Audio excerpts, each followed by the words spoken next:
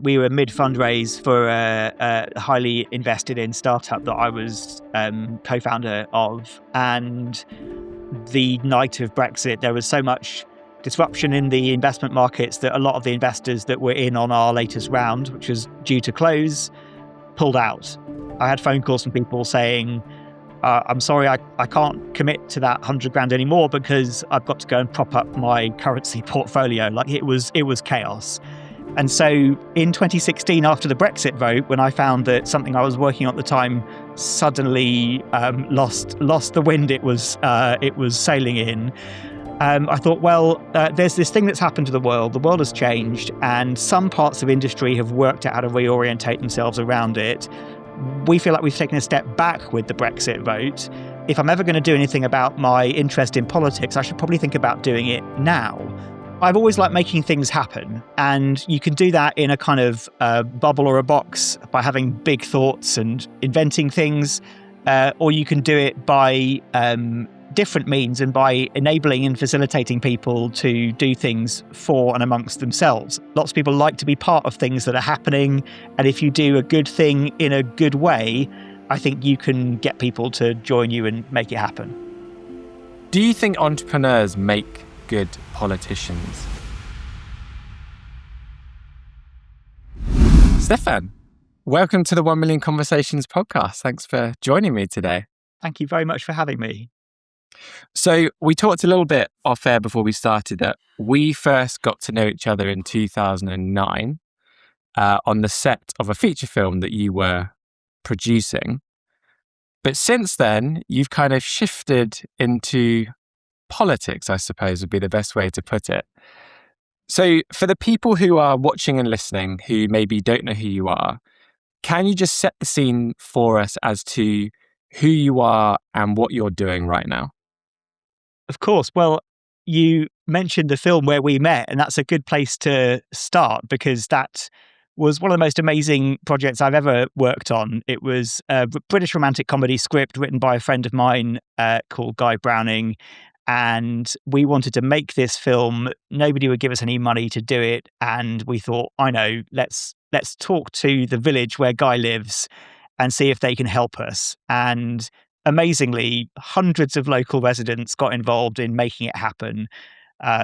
Local retired people made the props and costumes and drove cast and crew around the different locations. The accommodation was provided by local families. The local hair salon opened up at 5 a.m. to get the cast through hair and makeup. And it was the most extraordinary community effort. Even the catering was done by the Women's Institute, 60 people, 3 times a day, 6 days a week for 6 weeks. It was just the most remarkable project. And I came to that by happenstance. I'd been in the advertising industry, growing businesses in what was then the digital production space, which was quite a new way of making content. Just at the time when web video was starting to become a thing, we were one of the first movies to shoot on the 4K red camera system, which was very innovative at the time. And I learned a lot about how to get lots of people together around a shared purpose, and also how valuable community is when you want to make something happen. And that is, in a very roundabout way, what partly led me into politics. I spent 20 years in industry, helping to rewire the way big organizations work, partly through kind of what you might call consultancy, but often through workshops with senior leaders, giving speeches about change and the web, and also helping with exercises, workshops for people who were looking to help do their bit to rewire the way the organization was and make it fit for the modern world. And that gave me another dimension of understanding on how the world works. And so in 2016, after the Brexit vote, when I found that something I was working on at the time suddenly lost the wind it was sailing in, I thought, well, there's this thing that's happened to the world. The world has changed, and some parts of industry have worked out how to reorientate themselves around it. We feel like we've taken a step back with the Brexit vote. If I'm ever going to do anything about my interest in politics, I should probably think about doing it now. thinking how much I enjoyed working in communities with the film, but also how much I thought needed to change, and I still think needs to change in the world of politics to make the country work again. And I took the interesting decision to stand for election as a county councillor. And then the rest is really history. I've spent the last 8 years doing that job, becoming selected to campaign and stand as an MP. And then after many years of fighting, got elected to North Norfolk as the Liberal Democrat MP in July 2024.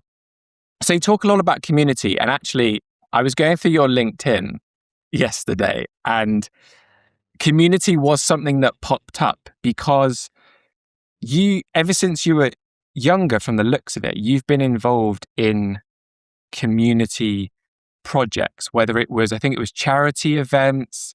I think you were on the board of a conference as well. What was it that got you interested in helping communities and supporting communities and really getting involved with them? Well, I've always liked making things happen. And you can do that in a kind of bubble or a box by having big thoughts and inventing things, or you can do it by different means and by enabling and facilitating people to do things for and amongst themselves. And I'm kind of closer to the latter.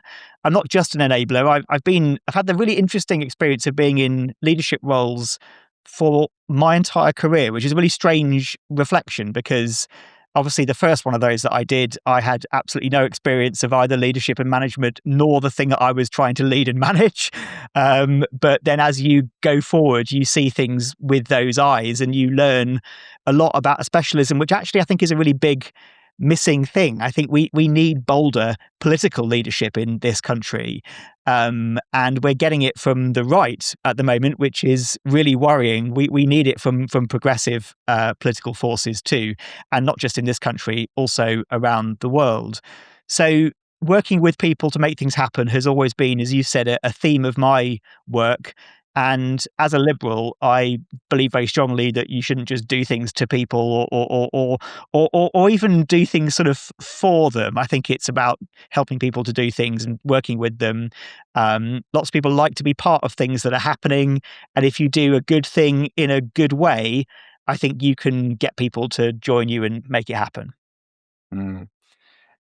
In the view of convincing people to join you and making things happen, going back to Tortoise Love, the film that we worked on together, what on earth did you say to the village to convince them to allow a film crew to basically take over the whole village, to let the crew sleep in people's houses? I remember we had food tokens for the 2 local pubs so that everybody could eat. There were huge lighting trucks and stuff. We were taking down all these small village lanes. What did you say? How did you convince the village to do that? Well, actually, Guy convinced the village to do it, and we got away with it, I think, and it ended up having a life and a momentum that I think far outreached what either of us thought or expected going into it, because people really got on board and took ownership of it and took it very seriously. And that's why it was able to get sales around the world in every English-speaking country, and in fact some quite niche international language versions too. So Guy put up a poster in the community notice board that said, "Come to the village hall for a film meeting." And I think some people maybe were expecting to watch a film perhaps or find out about a film club. And he very candidly said, "We want to make a film. Will you help us make a film? And Steph will tell you all about how it works." And so I think gap filling that rather surprise part of the meeting agenda, I explained what I knew about how feature films worked. I mean, I had quite a few projects come through the post-production facility that I was working on. So I'd seen things at the end of the journey, but certainly thinking about not only what do you need to make a feature film, which is almost always a lot more money than you can ever get hold of, but how do you turn that into something which can be both volunteer operated and also professional in its outcome. So we were really lucky to raise some money again through the community, through a lot of crowdfunding, and we spent that money on the screen. So we spent it on production equipment, on professional camera operators, and on actors, and the village and everything else. So I think, how do we persuade them? I think Guy and I put forward a credible vision about what we wanted to achieve and gave people a way of getting involved. And I still now remember the way that he described the measurement of our ambition. It's very important to have a measurement of progress. And his measurement stick was 10 Tappins coaches. Tappins was a local coach company, taking the villagers from the village to the premiere in Leicester Square. And at that point, we had absolutely no credible answer as to how we were going to secure a premiere in Leicester Square. But as you know, that is what happened. And it just reminded me of how important it is to have a clear vision. Mm.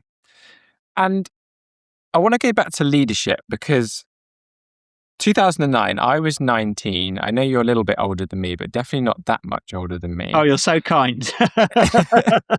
And it takes a lot of leadership to pull a feature film together and to start companies and to feel ready to enter into politics. Mm.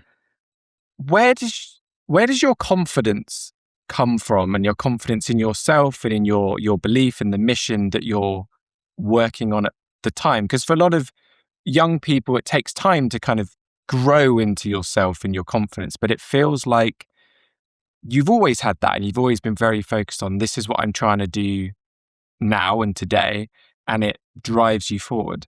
That's really interesting.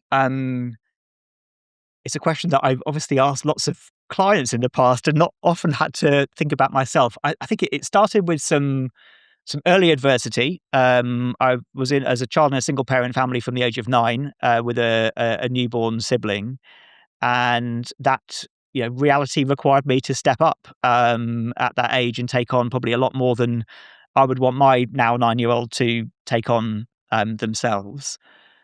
I think I also had the benefit, without adversity, of being dropped in the deep end, and people have placed their trust in me probably prematurely, but I've managed to deliver for them. And one of the very formative experiences was running a pub and hotel at the age of 18, which I did for just under a year, which sounds ridiculous, but when I turned up for my first bar shift, just as a random sort of local teenager looking for a job, I found that the 12th manager that year had just left. And so I think the conclusion of the owners was, well, he can't do much worse than that. And that really, I mean, it's a brilliant proving ground anyway, catering and hospitality, because it teaches you about everything from customer service to cash flow in a very, very immersive way. And I think the third thing probably is just I've been afforded the ability to reflect on my own leadership style a lot. It's easy to be quite self-deprecating about careers that would generously be described as portfolio careers, where you've navigated around lots of different sectors and seemingly can't quite land on a career path. Actually, I think the one thing I have done consistently throughout my entire career is I've had, increasing in size, I've had leadership roles.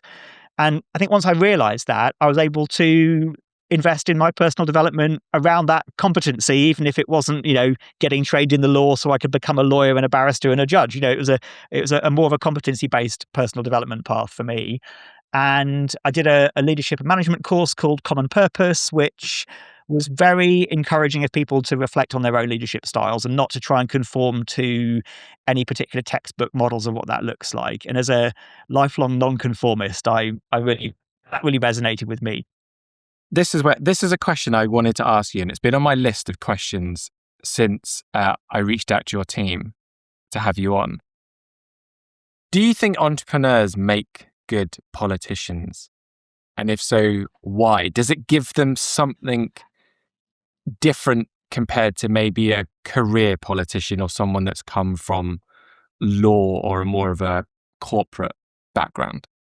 I think some of the aptitudes of entrepreneurs are absolutely necessary, certainly in a party like mine, where as a Liberal Democrat, we've never had anything approaching a safe seat. So to get elected in a first past the post system, even though our party's core values resonate with more than 50% of the UK population, is no mean feat. So the resilience, the determination, the goal-focused stuff, the ability to raise money, the ability to command attention, and also to generate enough motivation to mobilize a volunteer force to go out and campaign to win, certainly I think crosses over well from the entrepreneurial space.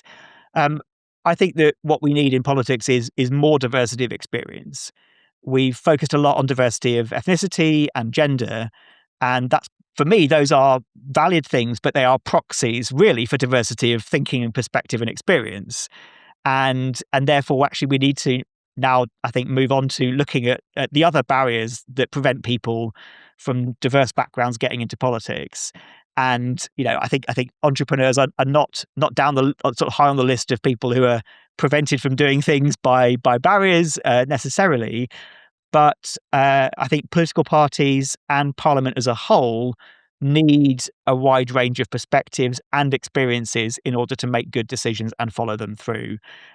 This is as much about selling the position or the response to what's going on globally as it is having good policy which will work and is legally valid, as it is managing and operating whatever the vehicle is that is going to make it join those two things together, win elections, bring people with you, set a vision for the country, and have the plans to make it happen. And in your opinion, how do we encourage business leaders to follow in your footsteps, essentially? What do you think can be done to encourage people to step out of the boardroom, so to speak, into politics in some form, whether that's an MP or whether that's a councillor for the local area, whatever that might look like? I'm really conscious that it is so hard to do, and it's so hard to get there, and requires so much luck, and managed serendipity is the phrase that Guy and I used to describe how the film ended up getting a premiere in Leicester Square. It needs all of that as well. So I'm sort of slightly resistant to say, oh yeah, it's great, you should do it. It's really straightforward. It's a great segue from your career getting paid £250,000 to do something, which you probably know loads about. This will potentially, ruin your life, deplete your funds entirely, and leave you unemployed after just a few years of getting your feet under the table. It's a high risk strategy. What I think it's comparable to is people who have done the corporate thing and think, well, that was useful, but what's next? If you've made loads of money, you can give that away, you can donate it to political causes, or you could, bank it, live off it, and do something that you really care about that really matters. And I think for those people who feel like it's time to move on from whatever swim lane they've made their careers in, then I think it does have some things that you don't just get by writing the check or joining the board. It's very, very relational. So particularly as a constituency MP and a backbencher, I spend a lot of my time in the constituency talking to people. I find that really rewarding and really fascinating. I think it also enriches my political ability as well to know where people are coming from and to be able to see from their point of view. So again, if people miss the being on the shop floor, which I know it's encouraged in modern business practice, but it's likely that if you've been in a senior leadership role in business or any organization, you haven't probably had much time to do that in recent years. That gives it the edge. That makes all of the difficult stuff worthwhile. And enjoying that and having a natural inclination to be out there talking to people also increases the chance that you have to actually win and get elected. So I think it would be a very cautious framing of what it is and isn't. And there's lots of books being written about how pointless and dreadful and broken Parliament is, and I'm delighted that those authors have managed to take that next step in their political career of being commentators rather than participants. And there is a big job of change to be done. The modernisation that's happened to the rest of the world for the last 30 years since the arrival of the consumer web has simply not happened to the way in which government and politics works. So there's a huge project to be done there, but I'm very keen to be on the inside helping to do that And I find that also quite rewarding, but an enormous challenge, because it is the same challenge that every sector has been in. Certainly, every sector that I've worked in, I've worked for over 100 blue chip companies in over 20 different sectors, and every time there's a new year, there's a new sector that's really feeling the sort of pressure of change and the need to adapt, and they die if they don't. But they've all managed to do it because they've all faced existential threat. And part of the challenge that makes this particularly sticky and has left the British state relatively unreformed since the 1980s is that there isn't an existential threat, and so that makes it even harder. But it is fun, it is rewarding, and for anyone who thinks they've cracked the transformation change thing, I think it's an unprecedented new challenge. You mentioned earlier that Brexit was really the catalyst that kind of made you say, if I'm going to do this at all, now is probably a good time. What was the kind of core thing for you that happened around that time that really led to you leaping in? Obviously, Brexit caused a lot of disruption and a lot of uncertainty for businesses and individuals. But was there one or two core things that you saw or you felt at that time? Well, there was a very practical thing which affected me, which is that we were mid fundraise for a highly invested in startup that I was co-founder of. And the night of Brexit, there was so much disruption in the investment markets that a lot of the investors that were in on our latest round, which was due to close in the coming weeks, pulled out. I had phone calls from people saying, I'm sorry, I can't commit to that 100 grand anymore because I've got to go and prop up my currency portfolio. Like it was chaos. And whilst there were a handful of people who made a stonking and disgusting amount of money by hedging against the currencies when they thought that they could afford to do so, there were a lot of investors who lost a huge amount of money overnight, and that makes high risk, high growth tech speculation a secondary priority. So I had to take the responsibility for closing down that startup and doing it in a managed way, which left no debt. And we did that. Obviously, it was very disappointing, and it had been the focus of 5 or 6 years of my life. So basically, I was out of a job. James is why I didn't feel the idea. But I'd gotten involved in the Lib Dems. I mean, I've been a member my whole adult life, but I'd gotten involved really at the start of the coalition. I was a donor for a bit. I went to conferences. I supported my local MP as a sort of armchair activist because I really felt like, oh, this was the right thing to do, but it's going to absolutely stuff us. And I'm sorry to say that was the case. But I felt as though in 2016 was a good time. We were probably, it turns out we weren't quite at the bottom of the curve, but we were probably in a position where, the only way was up, both as a party and as a force. And so that's what motivated me to get involved at that time. I say I was out of a job and I decided to do it. I obviously didn't get paid to campaign to become a county councillor, and the annual allowance is 12,000 quid, which is not enough to pay my overheads. So I was very much sort of dual hatting it between my political work and what resumed as consultancy and public speaking work, which is very fortunate to be able to have that income stream. How did you feel having to close the company down? I'm assuming you had employees at the time. I imagine you had some investors maybe before, went for a seed round. It's really hard closing down a business. I had to close down a business just after COVID. Like, how did you mentally deal with that? I think it's different, closing down your shop or your restaurant or just finding that your business just doesn't work is, I imagine, horrible, right? And very emotionally distressing. And quite existentially challenging as well. I think that if you're in a high growth, high tech, high risk startup space, everybody who invests in that business, which had very little revenue, was investing on the basis that it had a very, very small chance to become the big dominant player in that market. So when it doesn't work out, it doesn't feel quite so, I don't imagine, egregious. I felt as though we gave it 2 or 3 really good shots. We were very frustratingly on the cusp of actually investing on the one of those that had worked. We kind of got it right third time, and the next fundraise was to really expand and repeat the model that had worked so well. But, you know, them's the breaks, particularly in tech. And I'd worked on the other side a little bit with a couple of VCs, so I've seen the numbers game. It is brutal. Yeah, they're not shedding tears because your startup goes under.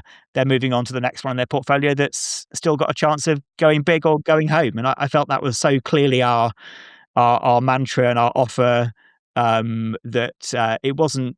It was very distressing and upsetting, but everybody got it. It was something which everybody knew was the most likely outcome, and it was always positioned as that.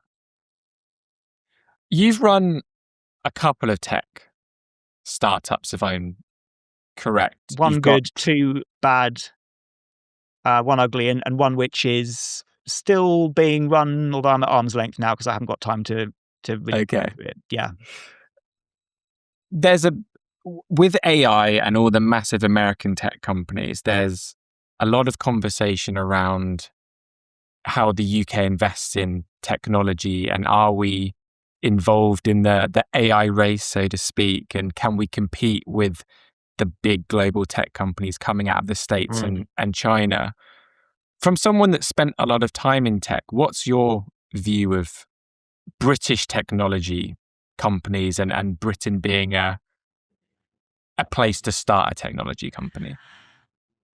Well, the first thing, if you're thinking about starting a business, to do is not do it, right? There are many easier ways of leading a straightforward life, and unless you already know that you've got the next unicorn, it's a very high risk thing for anyone to do. Part of the job of policymakers is to try and de-risk that personally for individuals, because otherwise we wouldn't get people taking those risks. If the personal risks are too great, then we'd never get any startups. I think we have not only world-class, but world-beating intellectual property in this country, partly because of our university sector, partly because I think it's in our DNA to be creative and to be innovative. And I think we have a really great community of investors at the early stage. We may find that changes to pension investment policy means we actually have some greater investor appetite at the late stage as well.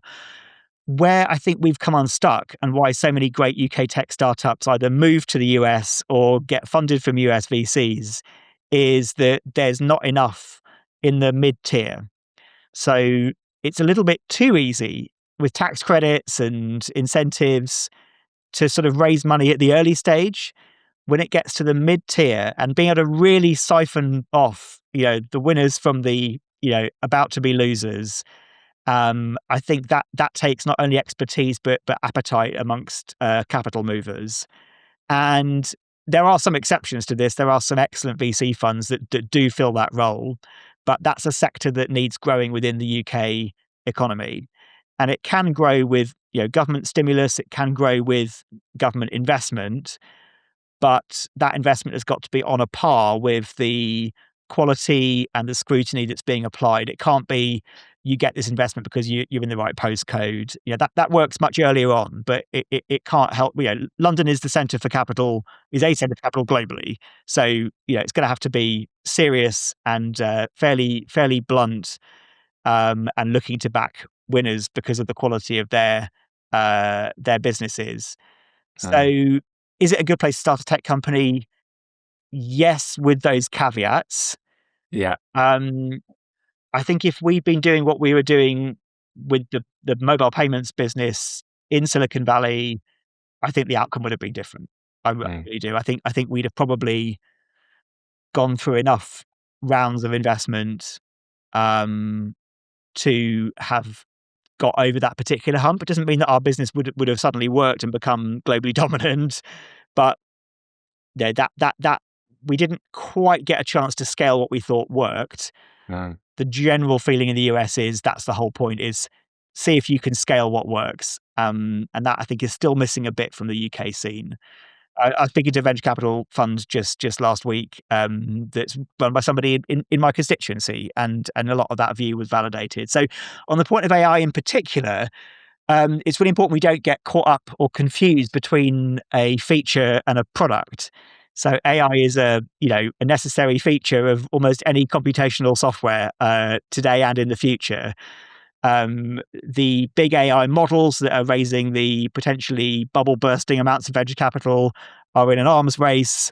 The sort of slipstream of that arms race is, of course, component and contributory technology to AI. That's where Britain's tech ecosystem maybe does have a role. Don't forget that one of Britain's tech founders was actually sucked into the Google project and has helped to enable one of those big global plays. So again, another example of how we lose talent to the US. But I think more interesting to UK tech startups isn't trying to develop a model burst of AI. It's the application layer. It's how do you turn that into usable tools that help to increase productivity, improve life and well-being, grow the economy. And there's as many opportunities there as there are sectors in the country, and as many ways of doing that as there are use cases within business for IT. So AI is very much a component technology. When we had the great computing arms race and we had the big giants of Sun Microsystems and IBM, et cetera, let's face it, the majority of the story of computing has been who's built stuff on those platforms, who's built stuff on top of those layers of infrastructure. And that's where I think the opportunity for AI will really, really come into its own. Mm. Do you feel like you've got another tech company in you somewhere? I think so. I've got a couple of interests still. Mm-hmm. I think what I found is that I don't think I have the profit motive actually to do it like another dozen times and hope that one of them works. Mm-hmm. In the case of the film, the reason that I didn't go and make another film on the back of the rare and privileged luck of being able to make and then sell an independent movie is I kind of realized that the chances of doing that again were so vastly remote that, you sort of quit while you're winning. And I guess I feel like that about tech. I can see what I'd have done differently, but also how I would go about it in very similar ways again. And that's how you get to scale. I think you've also really got to have a strong personal profit motive. And I've always been slightly more interested in what it does and how it can change the world than whether it can make me rich. And Yeah. you can do both, of course, in tech, Mm-hmm. but I'm more interested now in how politics can do the latter. Yeah. Sorry, can do the former, not make me rich. Politics is not making you rich. Change the world. I like that. And moving on to politics. Yeah. I think a question that lots of people will have is, how do you actually become an MP? What does that pathway look like? Because I think if you follow US politics, there's a whole show when people are running for governors of states or the president of the United States. And I feel like in the UK, it's one of those career paths that's a little bit hidden and not talked about as much as becoming a doctor or a lawyer or whatever it is you might want to be. Just talk us through your story of how you went from becoming a councillor to becoming an MP. That's a really good question. It was always said to me that there are three routes to get into parliamentary politics, as in elected parliamentary politics. You either become a special advisor or a researcher or someone who works for an MP so that you know the whole of the inside scope. And when a safe seat becomes available, you can jostle for selection in that safe seat. Now, that's clearly not practical for the Liberal Democrats, although hopefully one day we will, hopefully one day we'll change the voting system so nobody has safe seats, actually, is probably my preferred solution. So, working for an MP, that never really crossed my mind. There's another route that says, go and get a paid job and do it on the side and maybe stand for election as a councillor like I did. I think the other route is where you go and work for a party or maybe for a union or a lobbying organisation, and you kind of get to know the ropes. And again, build enough contacts and allies to help you transfer into elected politics. At the time I was looking at politics, being a councillor first was not a particularly corresponding step to a career in Parliament. And I took it step by step. I don't think I was resolved or hell-bent on becoming an MP at that time, actually. That's changed now. A lot of my colleagues were councillors the day they were elected, and actually in lots of parties that was the case, including the Conservatives and Labour. You've got to get selected in order to stand a chance of being elected. And wherever you are in the country, whatever party you're standing for, there's obviously a hierarchy of seats, that some of which are more winnable than others. So getting selected in a seat that you have a chance of winning in is really the first step. And so once I'd resolved that's what I wanted to do, I became more involved locally. I took on essentially a non-executive position on my local political party and helped to shape their strategy, helped colleagues to get elected, and became very involved in how the movement was working on the ground. And then when it came up for selection, I was able to enjoy a majority support of local members who wanted me to be their candidate. So that's always a path, is bedding in locally. And I think lots of people interested in politics would like to do it for their community where they live.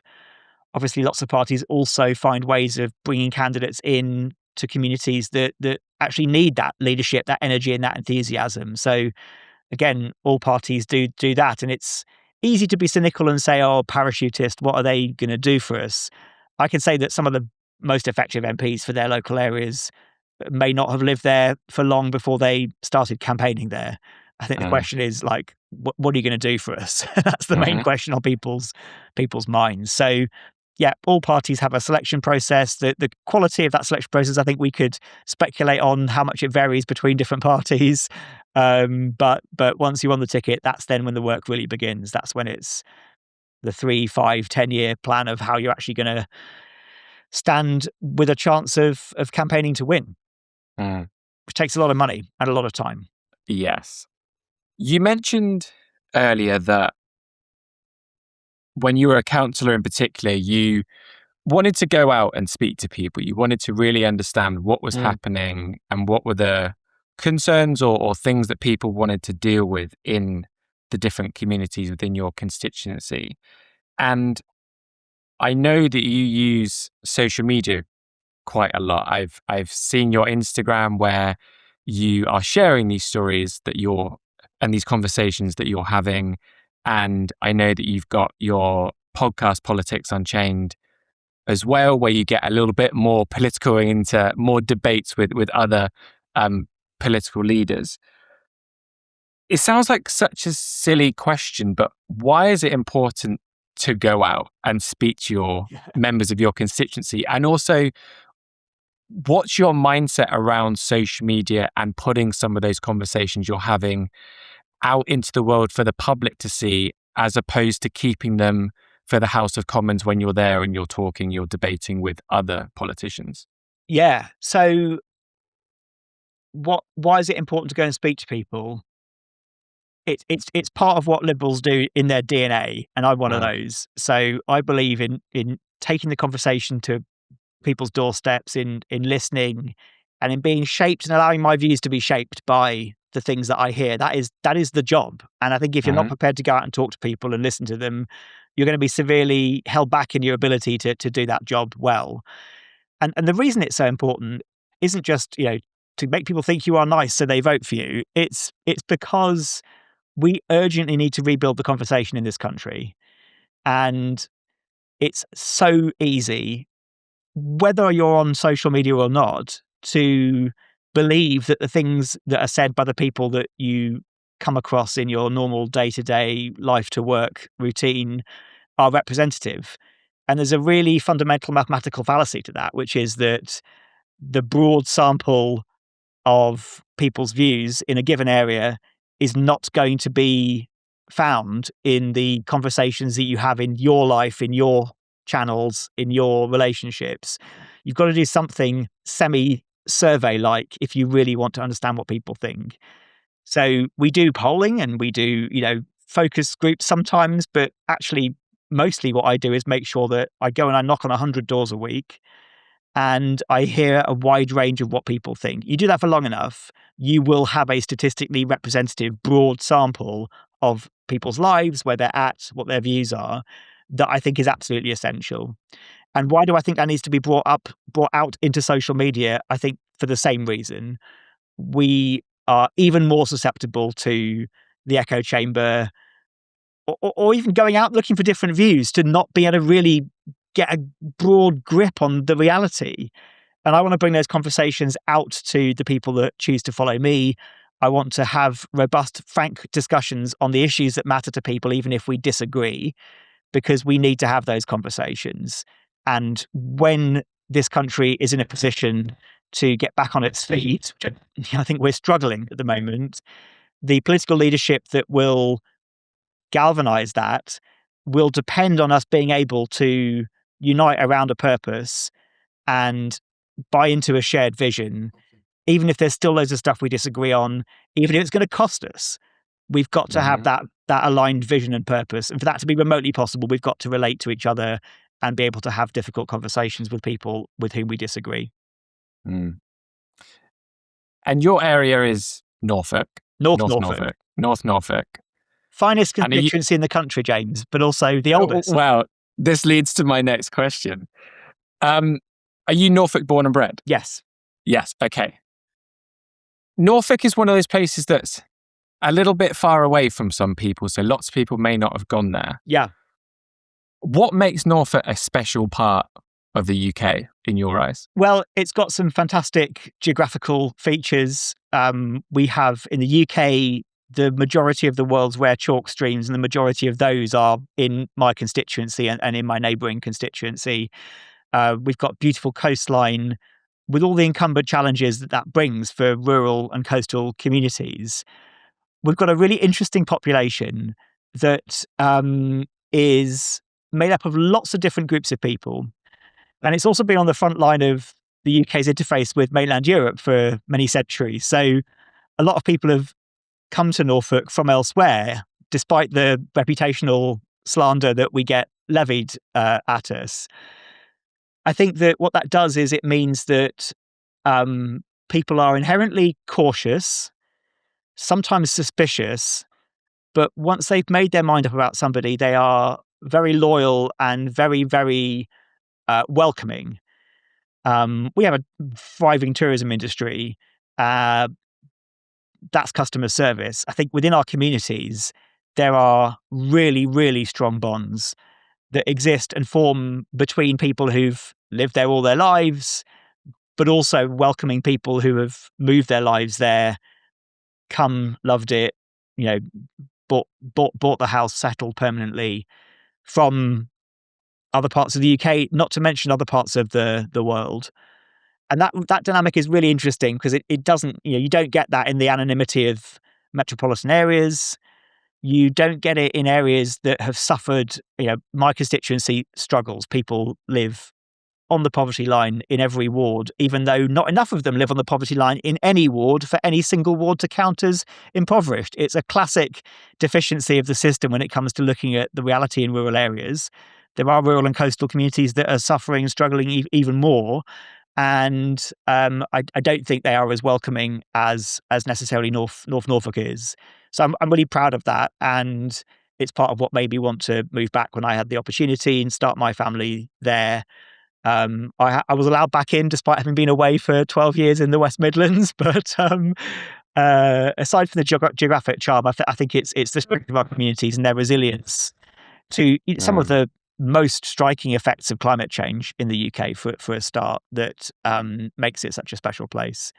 And we've got the country's concentration of the most pioneering agricultural and life sciences businesses in the world. It's absolutely extraordinary what's coming out of research in Norwich, and that affects the potential for everyone, including in my constituency. We've got medical advances that are particularly relevant to the older population that's hugely relevant to my constituency. So it is a bit of a hotbed of innovation as well as a beautiful place. Mm-hmm. Mm. I love that. I've spent a little bit of time in Norfolk and always enjoyed myself there. And as someone that likes to get out into nature, it's a really nice place to explore. I know we've only got a few minutes left. I know you have a meeting you need to go to. I have my quickfire questions that I like to ask everyone. But there's one final question I'd love to ask you. The world in general is in a slightly strange place at the moment. And in the UK, many things have happened over the last year. It seems like there's a little bit of division. But I want to paint a picture of hope. And I'm curious, what are your hopes and your vision for the UK going forward over the next few years? Well, I've touched on it already. I think my hope is that we do find a way of rebuilding dialogue with the people that, let's face it, social media platforms have actively and profitably encouraged us to other and to see as completely opposed to us. We have got so much in common that we need to realign on. That's my hope. I think whoever is in the position of being able to galvanize that politically and constructively needs to take a lesson from Maggie Thatcher's book. Not the vision. I don't share that. But the determination to grasp the apparatus of the state and reshape it to serve the vision is something I think we've been lacking for not just years, but for decades in the UK. I do not share the vision she had, but I certainly think that we need to have one as a country, and that the leader of the country needs to be able to grasp and organise and rewire the way the state works in service to that vision. So my hope is that my part of that is proving that you can have conversations with people you disagree with, having them in some cases, and like making it okay to speak your mind, as long as you do so in a respectful and considerate way. That's what we need. But we need that deeply wholesale across the country. So that's not a straightforward or easy thing to speed up. Steph, where can people follow you and follow the journey that you and your team are on? Where's the best place? So the best visual place is Instagram. I'm obviously promoting Blue Sky as the slightly more sane alternative to short form messaging social media platforms. So my handles are just at my full name on both those platforms. I've got a funny name, so I'm pretty easy to find. My mobile number is on the parliamentary website, and et cetera, et cetera. So Insta or Blue Sky would be the sort of probably easy, bite-sized way of keeping track. But LinkedIn is surprisingly engaging for political stuff, I found recently. So I'm sure that's another good place. Fab. Well, my team will put that in the show notes. And Steph, before I go to the quickfire questions, just want to say thank you so much for joining me and for speaking so openly and sharing all that you shared with us. It's been super, super interesting and super insightful. So thanks for having me, James. That's really kind. And it's great to see you again after, we won't say how many years, but many, many years. No, we won't say that. We won't say that. Brilliant. So, Steph, I have 6 quickfire questions. Yep. You can answer them in one word or one sentence, however you see fit. Can I pass any of them? Are there? You can pass if you really want to. Okay. You can pass. So the first one is, what's been the most insightful conversation you've had recently and why? Oh my goodness me. I can't think of a particular conversation, but there's a theme where I've had the same conversation a lot of times with people who are angry about immigration, and I'm angry about immigration. I don't think the system is working for anyone, but they're angry about immigrants, and I'm not. And it hasn't been a case of arguing back, talking about the value that refugees have always brought to this country, the desperate shortage of workers in key sectors, et cetera, our moral duty to help those fleeing persecution. Actually, common ground has come from realizing that the deeper problem is that nothing is working in this country. And I've had that conversation again and again and again. And the effect on people who I'm speaking to about it, when you allow them to sort of vent what they're feeling, their frustration, their anger, if you don't sort of do what they expect, which is sort of come back in their face and start shouting at them, within minutes, you end up in a really honest conversation where you're not blaming the state or the prime minister or any of that, but you're able to agree that the real problem is that our health service is not providing access to people who need it. That there's not enough money, but it's not being spent in the right way to really help people. That all of the sort of heat around immigration is probably, and I wouldn't try and put this back into the conversation, but it's probably a proxy, a distraction. There's lots we need to fix in the immigration system. Don't get me wrong, but the real issue is that people are right that things are not working in this country, and probably the people that are most attracted to the far right know that even more acutely than the rest of us do. So that's been insightful, but I couldn't pinpoint a single conversation. It's been a theme. And I think that'll be a theme for a little while, I'm sure. Question 2. Yep. What is one subject you wish you knew more about? Bioengineering. Interesting. Number 3, one place that you visited that you'll never forget anywhere in the world. In my constituency, I'm ashamed to admit I'd never until this year been to the winter tide at Wells next to the sea. This is when a flotilla of illuminated Father Christmas boats sails through the quay into Wells. Fireworks are let off in the dunes, and it was the most extraordinary thing that I think I've experienced in the constituency. And it was quite stunning. Yeah, absolutely amazing. Yeah, that sounds fab. I'll have to see if I can find a picture of that. Yeah, it's very like I didn't know until someone told me about it. Like long after I was elected, and I grew up in North Norfolk, and I've campaigned for years in that area. But it's a sort of amazing thing they do every year. Yeah. Question 4: one person that you haven't met yet that you'd like to have a conversation with, and why? Armando Iannucci. He was for a long time the most famous person following me on social media, and we have exchanged messages because there's a couple of campaigns he's involved with that I'm also sympathetic to. But I'd love to know more about, like, he wrote the scripts to a lot of the political satire.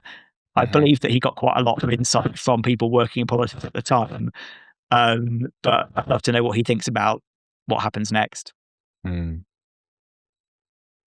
So, question 5: a time in your life that you felt most vulnerable. Gosh.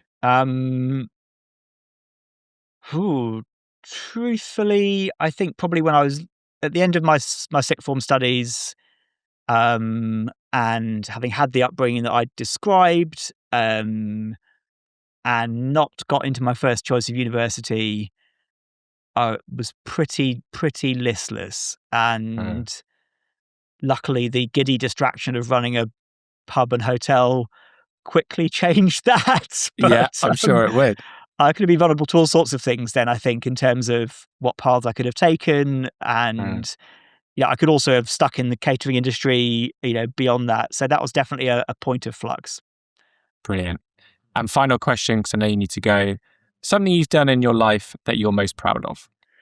I'm really proud of winning the seat in North Norfolk. I think it was a lot of people really went above and beyond to help me do it.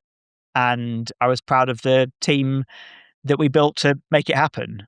I was reliant upon a lot of people supporting, but going above and beyond, including my predecessor, Norman Lamb, who has been one of the many things that's encouraged me into politics. And I was proud that I was able to front that effort and pull it off. I think it was a bit of a surprise, but in a good way. And ties really nicely to clearly a strength of the community that you've managed to build around yourself, which is obviously such a part of who you are and the work that you do. Yeah, I found a lot of the stuff that we did in the film helped me to make that campaign happen. And that is part of what attracted me back to North Norfolk with my now young family. It's feeling part of something that's got collective purpose. Brilliant. And that's a great place to end. Steph, thank Thanks, you Jake. so much for joining me. Thanks for your time. Great to see you again. Thank you.